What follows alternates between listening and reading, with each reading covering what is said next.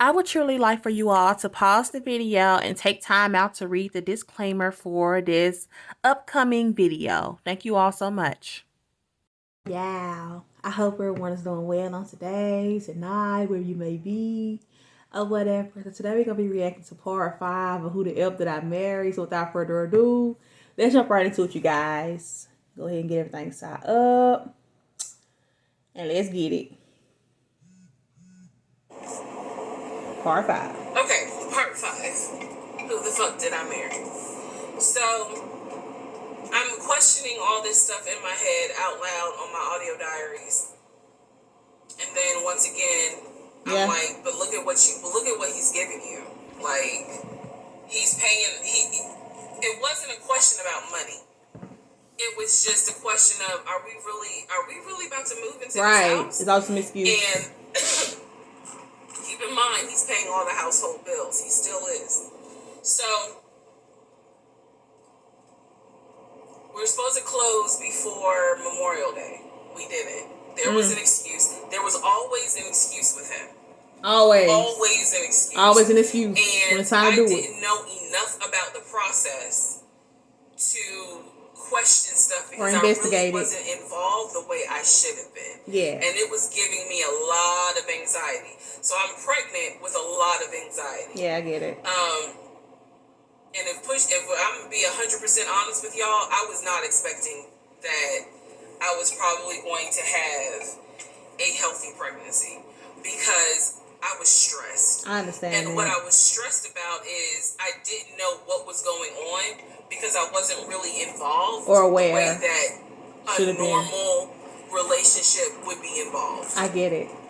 Just being honest. And mind you, they just got together. So we did not close we move now into June. This is now going into June. Okay. Around month 3. June 5th, I looked at the house again on Realtor.com. It was sold. I don't know what made me do it other than, and I don't mean to sound super spiritual. I know that people are like, you may or may not believe in God, but I'm telling you, I believe with all my heart. Probably the Holy Spirit was like, look at that house on Realtor.com. Okay, what happened? So I looked at the house on Realtor.com. It was sold. This was around June 5th. Okay, what happened? It showed that the house was off the market. That's what happened. And I remember being like, okay, wait, what does that mean? What does that mean? Because ex-husband is telling me we're about to close on the house. Yeah. We're about to close. It's our house. But now it's off the market. We got furniture, da-da-da. He's also telling me that he's been in contact with the realtor, his friend, who was telling him, this is what was happening next. Here's what's going on. So the guy that we initially worked with apparently is completely out of the picture. But again, I was not heavily involved. So you didn't know this. So wasn't aware. I'm just like, let me look at the house. I see it's off market. What the fuck does off market mean? Like, now I'm really freaking out. So it shows the name of the real estate agent. Okay. For the seller. Get in contact with him. Find out something. I don't remember her name. I called her. Okay. And I said, I said my husband and I, even though I wasn't married, my husband and I were looking at this house at 123 Main Street. And we really wanted to tour it, but now I'm showing it's off market. Is it not available? Of course not. I pulled that card, and she was like, "Oh no, ma'am. The home closed yesterday. It closed June 4th. Again, there's certain dates I just remember." So I said that's what happened. And I said, "Oh, it closed June 4th." I was like, "Really?" And she said, "Yes, ma'am." She was like, my sellers sold the house, and I was like, oh man, okay. Well, I said my husband and I really wanted, we love the pictures of it, and that's all y'all was gonna get was a picture. So I would have loved to have been able to, have the opportunity to see it. I asked her something. I don't remember the specific question I asked her. And I know why I asked the question, because I was anticipating that my boyfriend at the time was going to have some sort of excuse. Of course. So I asked her something about the buyers. And I remember, and somehow, again, forgive me, I don't remember the question I asked her. But the answer was that it was an older white couple. Older white couple. So I get off the phone with her. I record an audio diary. And in the audio diary, I specifically say, okay, there is no house. He's going to have to get out of this lie somehow. It's going to be some kind of excuse. Because now I realize... But what are you going to say, though? At the very least, he was lying about him being the one who was under contract. But it wasn't him the whole time. I knew enough about that. Whole time. So I was like, what, how is he going to get out of this?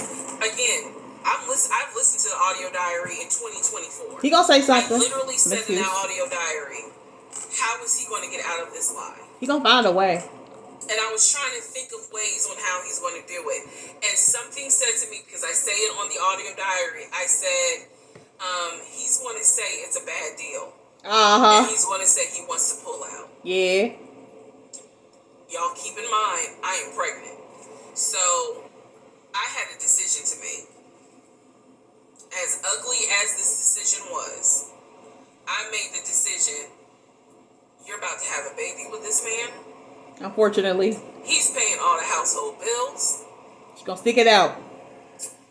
Well, clearly. Let him get out of the lie. And that's what I did. No. I purposely made the decision that I knew he was going to come back. And I knew he was going to give me some bullshit. Of course. On why he couldn't buy the house. Because he didn't know that I knew that house is already sold. Of course. The house is already sold. Already sold. And this is the part where I said, I'm going to be honest, even though it's going to make me look bad. Because most women in their right mind would have been like, I'm out. And I didn't.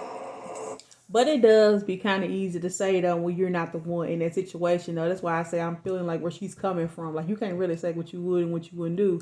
See, for her, she felt like it was like just the easy way because, you know, she was already pregnant with this man's baby. He's making things easier for, you know, paying these bills and stuff. So she like, hey, I'm finna just stick it out. So that's what she did. And I get it. So, sure enough, he came home. He didn't really say anything that day. Of course he didn't say nothing. The next day I asked him about the house. He had to think about it. He said, my friend, the realtor, he was like, I'm talking to him because something's going on. I'm sure it is. The interest rate. Yeah.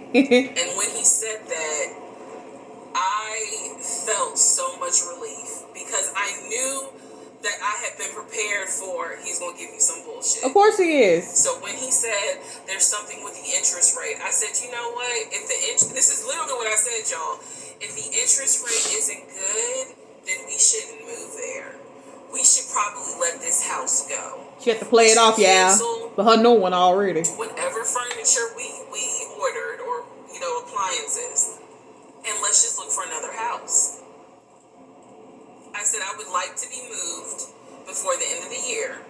I said I really don't want to be 9 months pregnant moving into a house. I would like to be done with this before then. And the way I said it was so calm, and he was like, okay, he was like, I'm gonna call the friend, the realtor, and tell him I'm backing out of the house, and I'm gonna see if I can get my. How can he back out of it? But he was never in the deal to begin with. Yeah, this man right here is like just full of excuses. It's crazy. Earn his money back. Full of I excuses. remember looking at him. I was standing in the kitchen. All he and ever I popped is. my head to the side, and I said, "Okay, gotta play it all, girl. Get your earnest money back, and let's find another house." You know, put none in. And so that's how that first house fell through. Yeah. So. She a good one, though. Fast forward, I keep looking at this to see how much time I have because you know they only give you 10 minutes. Yeah. So this is part 5. Part 6 is coming up. But subsequently, what ends up happening the next week, which is mid-June, Okay. I was at work. And I started cramping, started bleeding. And at this point, my doctor, I had just had an ultrasound earlier that day. That sounds like something good. I went to work because the ultrasound was fine. I went to work and the cramping and the bleeding started. And I started crying because I kind of knew what was going on. Yeah. And my doctor had called me and told me that when they did the ultrasound, they did not see a heartbeat. No. So she was like, this pregnancy is not going to be viable. That's sad. So I'm crying and hysterical. And now we're going to get into part 6.